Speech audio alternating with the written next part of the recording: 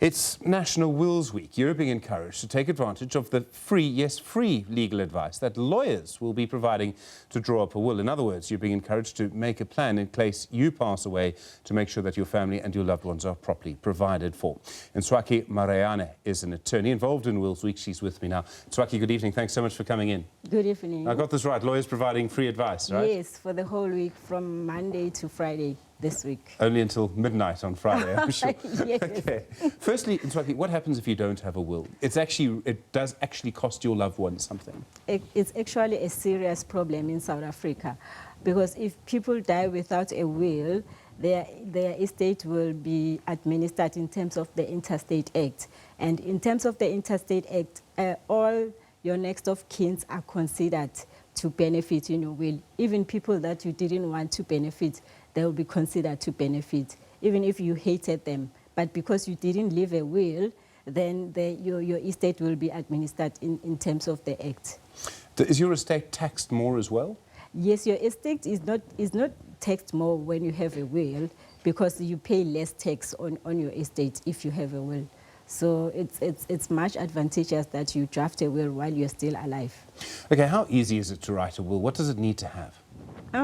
To draft a will, I basically say that people can search for information and find out how it's done, but it's better to get a professional to draft your will, because there are legal terms and legal requirements that are stated in the Wills Act that you wouldn't understand. So if you go to a professional person or a professional lawyer, they will be able to assist you with those terms, and they will explain the requirements of what is a will and what is a valid will.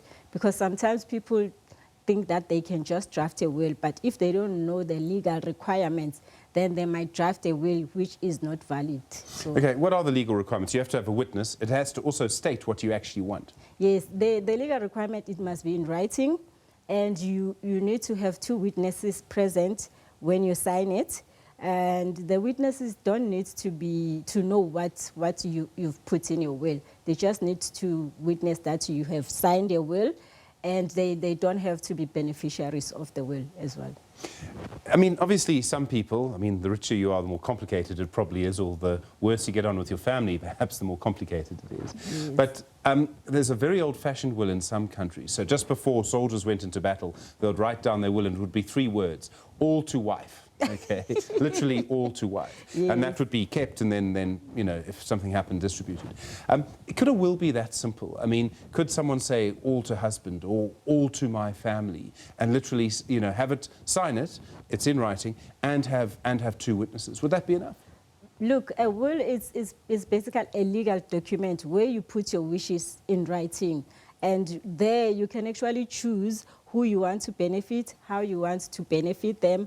And like you can put whatever you want to put, who you want to put. There's no specific format that you should actually follow. It's just that it should be a legal document, and it should comply with the legal requirements. That's it. So you can make it quite simple. You can say, I want this person to get everything, full stop. Okay. It's your wish.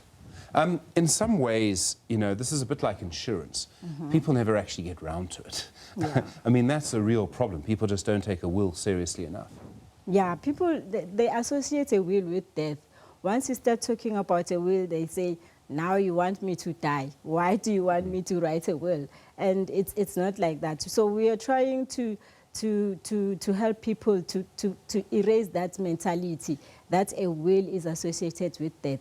No, a will is there to assist your family when you are no longer there. Okay. Yeah. Are there a lot of fights in this country about wills? Fights around wills make for great movies, and the Americans love making movies about this sort of thing.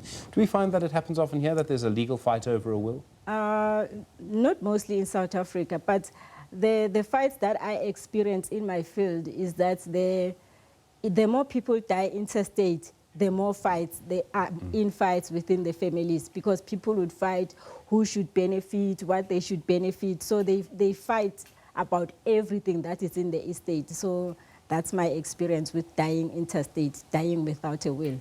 So it's a good idea, perhaps, to maybe also discuss your will with someone in the family first. It's your secret. It should be a secret. And if you want to discuss it, you can, but it's best if it's a secret. You know, at least nobody will feel that they are left out in your will. So, yeah. Okay. I mean, we've had National Wills Weeks before where lawyers have been giving free legal advice and helping people. Are you getting a sense that more and more people are beginning to realise how important this is, or do people still not care? I think people are now coming to get to want to know what is a will, and more people are actually inquiring about it, and more people, I'm actually happy, more people from the townships are now paying more interest into what is a will, and they want to know how can they draft it and how can they be assisted. So they are taking this advantage of a Wills Week because they know if they come to lawyers now who participate in this, they are not going to pay a cent. So it's a free legal advice and it's a free will drafted for you. All right, and it's the right thing to do, full stop. Yes, that's perfect. Ntswaki Mareane, thanks very much indeed. Really do appreciate it. An attorney involved in National Wills Week.